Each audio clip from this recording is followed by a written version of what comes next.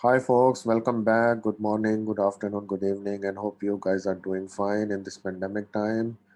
I would request all my friends, brothers, and sisters to stay safe while watching my videos, comply with the SOPs of the government. And today, as part of our series, we have come up with another non-traditional sort of certification, and the whole aim of bringing you the information of such informations is that we want to uh, provide you with certain options, certain new non-traditional fields of study which you can pursue, and this will help you to widen your career opportunities, your job opportunities into the job market.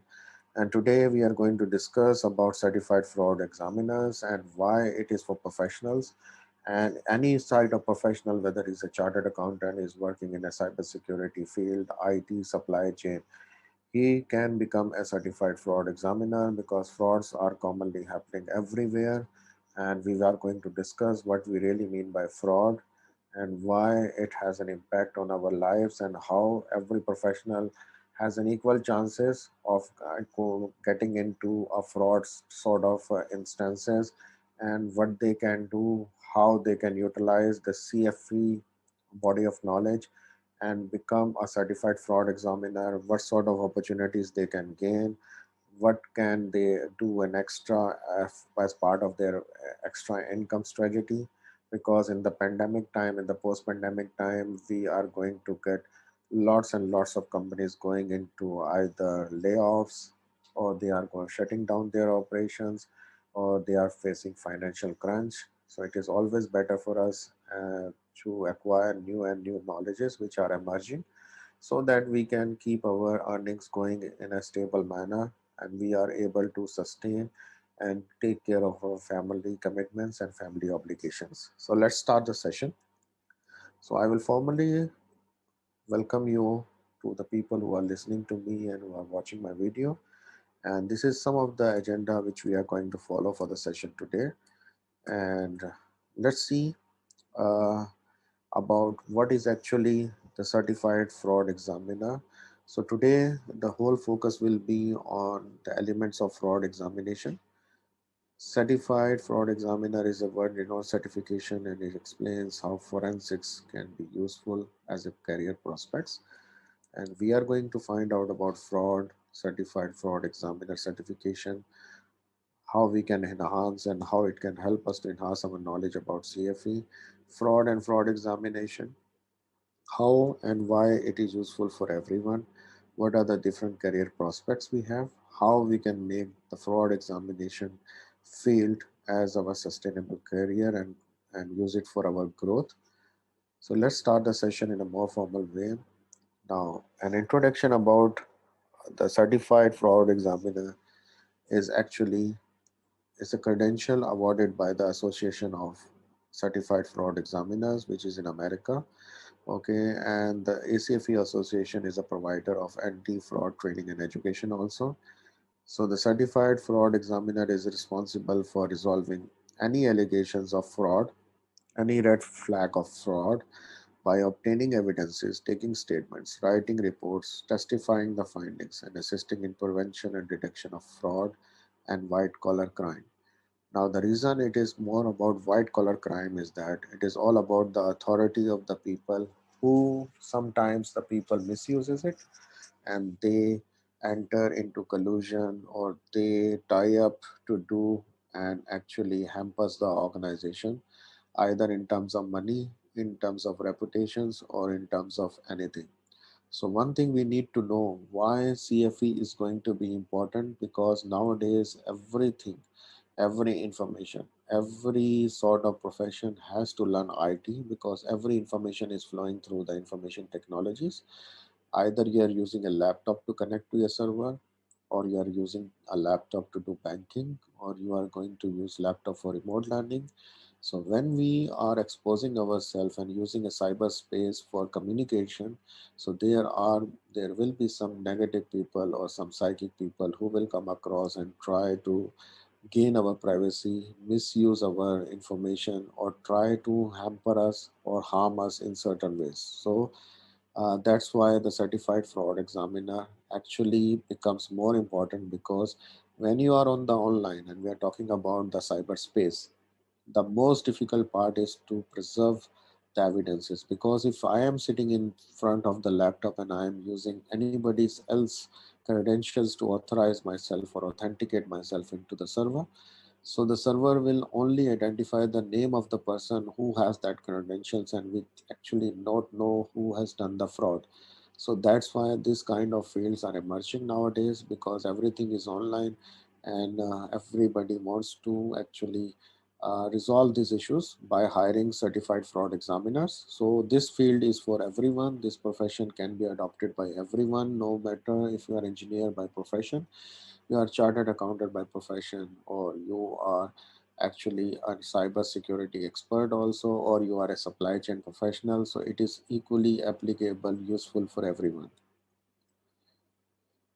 So let's understand what is CFE. So it's a specialized field. The professionals are trained to investigate red flags situations, and the whole aim is either to unveil the fraud or to the confirm that the red flag never existed or it was a false positive and everything is in place. And CFEs are also appointed by courts or law enforcement agencies when they are looking to gather evidences. CFE also works in the word audit functions for forensic work. Banks and financial institutions are having fraud department and they require services of certified fraud examiners.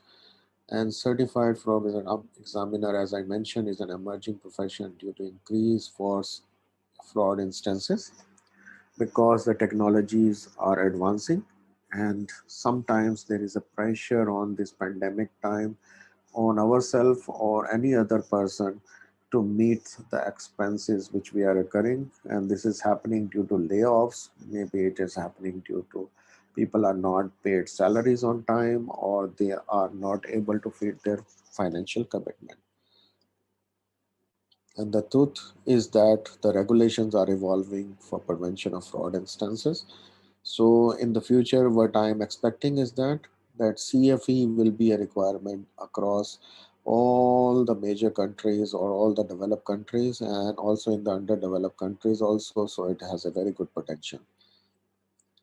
Now, common types of financial frauds, just to give you an idea about that, there can be bribery, embezzlement, identity theft, when we try to get into a person, impersonate as a person, or try to get his information through social engineering and use a person's private information for usually for a financial gain. Elder fraud is a new type of fraud when most of the elders are staying alone and their children are either abroad studying or earning their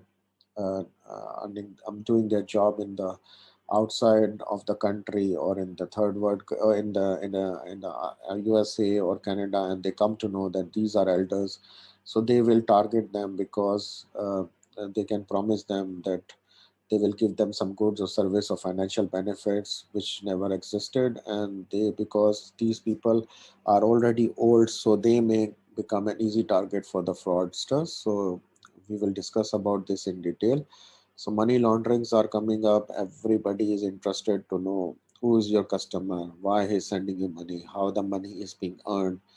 Okay, and then there are mortgage frauds also, when two or three people they take a loan and they run away. Securities fraud, people tell you that this is a good stock, commodities, and they take your money and they run away.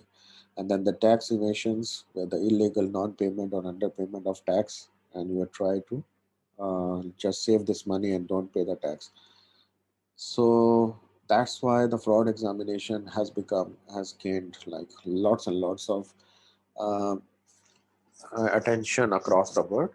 Okay, and basically a fraud examiner actually needs to know how to properly and legally obtain evidences, statement by witnesses also. So it's a complete set of knowledge which he has to understand, that if he's interviewing somebody or if he's taking a gathering or if he's gathering an evidence on a laptop or an IT equipment or an IT component, how that evidence has to be taken so that this evidence is admissible in law or with the judicial authorities. Okay, so this is going to be a very good emerging side, and this can complement your educational qualification and give you an extra window in future to get yourself hired, or you can open your own fraud examination office and you can become an official fraud examiner also, so that you can serve the courts and the other people who are having instances or red flags of fraud. So, as we discussed, frauds can occur at home while socializing on space, and we are going to discuss how while learning remotely in office environment. And let's just discuss why we say that frauds can occur at home. If you see in this picture, you will find out that all our family is engaged in connected to the cyberspace through all these elements, and some of these elements will have some settings, some privacy settings, which we often ignore. And we keep on sharing some personal information about our identity information. She is my wife, she is related to this, she is related to this, I am going on vacations, I am doing this, this is my dog, this is my family. So this kind of information, when it is publicly available on the internet or the cyberspace, just imagine a person with a wrong and malicious intention can take note of this information and impersonate yourself himself as one of your relative, one of your banking professional, and try to deceive you and commit a thing which we call fraud. We may take a credit card information by actually telling you we are going to discontinue your bank account. They will pressurize you. So, but they can only do it if they know your correct name, if you know which bank you have. So, if we are going to share all this information on the internet, so we ourselves has to be blamed for that. There is a paradigm shift. Previously, we used to sit together as a family. Now we are dispersed around the world. So we are also using the social media. Sometimes we accept friendship requests from some people whom we don't know, and thereby we compromise our own security. He will come to know whom we are chatting, who are my friends, how they are related to me, and we will share some pictures.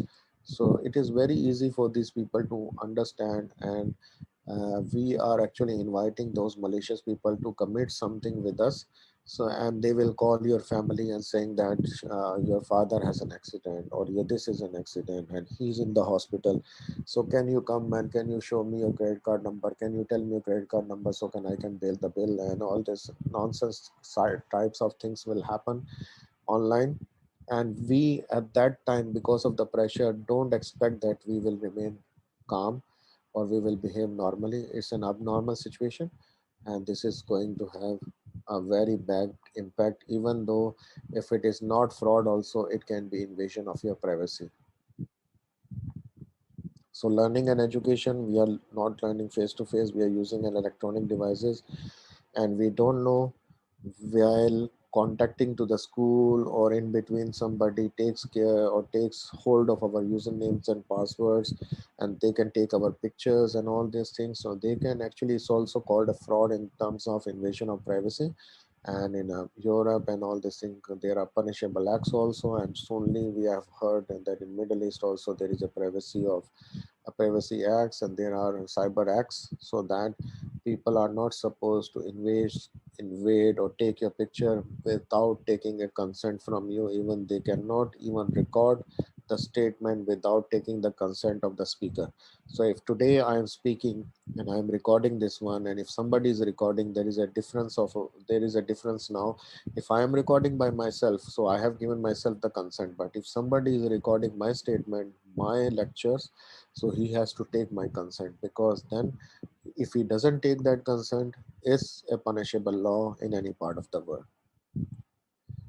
In business transactions, previously we used to do human to human interaction. Now only computers are talking to computers. Okay, the computer doesn't check who is on the other side. It says my name, but it can be my other family members also who are doing the transaction. And if I claim to the bank that I was not the one, so the bank will take it as a fraud and will try to investigate. Here also the use, as in home condition, if I complain to the authorities, they will see the IP addresses, they will see from where this fraud or privacy privacy invasion has happened, the same thing banks will do. They will ask their fraud team to investigate why somebody was able to carry out a transaction without the consent of the real customer. So here also the role of CFE is very much important. And when we are shopping, the stores doesn't know who is on the other side of the computer because they only understand the username, the passwords and everything, and somebody can get hold of this information and commit a fraud. But if I speak to them and tell them that, okay, I was not the one who did it and my money is also lost, so this is also a fraud condition. And there are certain ways the online shopping platforms are taking care so that they can send you one-time passwords and this, and they can do certain other two-factor authentication so that they can make sure that whoever is shopping online with your credit card, and if he has somebody else's name, they may not even allow you to shop also. So these kind of things are actually happening in the world just to stop the frauds. And if there is a fraud, again the role of the CFE becomes very much important because he is being trained to identify why the fraud happened and who was impersonating like the real customer and actually did something wrong with the shopping institutions or with the banks itself. And when we are in the organization, we have access to more or less lots and lots of companies information. And here also, if somebody comes inside, impersonate, get into my server because of any reason, he can create a very bad impact on us. And then we have to see why it happened, because most of the companies this work on the email from the CEO coming to CFO saying that please release this money to this guy, please execute the payroll now. If this person or some other person with a malicious thought sends an email to the CFO, and based on the hierarchy, the CFO may not have time to ask the CEO, and if he executes the payment, and then if it is declared as a fraud, how to counteract this one? Then the CFE will tell how identify the instances why it happened, but also his role will be to prevent this thing in the future. So in the organization, in the corporate world, people are hiring CFEs just to prevent, just to deter the frauds, so that people are segregated enough. Okay, there are exception reporting, there are fraud management systems so that the frauds cannot happen. So the online frauds, I'm just giving you one of the glimpse. You will get like phishing attempts from the email, call me back urgently. They will try to pressurize you. They will know your name also. They will know the relationship of the person. Okay, so they will try to get hold of the information that is their primary thing. So I need to ask why a USA ambassador, if you see in this instance, why he's asking for this much of information. He has done nothing to do with me, and I am not nothing to have no concern with the USA also. So we need to understand these things, and they will try to actually make it as legitimate as possible. The whole idea is to get your full name, address, cell number, so that they can impersonate you and they will do the attack. So that is actually uh, there is actually these kind of things will always happen, and these all are termed as fraud. So you can see, even if you are an IT professional also, you are a supply chain professional also, you are a chartered accountant also, you can learn this emerging new knowledge and get yourself hired or get yourself benefited from this kind of knowledge. So these are some of the steps which are which with respect to the investigation, and this CFE will tell you each and every step in detail. Okay, and I have just given some career prospects because it's an emerging field. So whenever there is an emerging knowledge or emerging field coming up, there are always chances that you will not have much competition in that. So it is good for the people out there who are finding it difficult to find a job with their traditional technologies and don't have so much of money to invest on their career. So it is a good field for them. They can undertake this examination in a span of 1 to 2 months, and they can become a certified fraud examiner, and then they can add this badge to their qualifications, their resume, and they will be able to get a good job. So as it gets better jobs prospects, because everything is coming through IT systems, they can reach to the audit function management level also. You can establish your own business with respect to the certified fraud examination. It's a good career path. And how to become a CFE is The thing is that you have to join ACFE, prepare for CFE exam, which we can offer you at Delphi also, and then you apply for the exam and pass the exam. So I'm a CFE professional. A little bit about me: I am still learning, and the reason I am online and promoting this video is to make sure that the people understand that we need to advance our careers into emerging fields. And if you are interested, I have come to know about Delphi. So Delphi is is offering you time flexible course preparation, exam preparation courses. They impart learning and knowledge. They have self-paced learning resources also. So if you don't have time to have a one-to-one classroom, so they can give you different resources aid based on. They have cost-effective training packages, and they don't leave you till the end you pass the exam. So they are good, providing good career guidance also. And the whole aim of this institution, which I've come to know, is to make you industry ready. So if you want to get in touch with them or me, you can get it through my YouTube channel. You can put it in the comment box. And if you want to get in touch in anyone of Delphi, you can get in touch with the name mentioned, with the name numbers and WhatsApp numbers or the addresses. So, and kindly keep on listening to my videos, and we will be doing some other videos with the other type of emerging technologies and emerging knowledge areas, which you can take it in a short span of time, and you can aid yourself to get a good career post pandemic issues. So stay safe during this time, and hope to see you soon. Bye for now.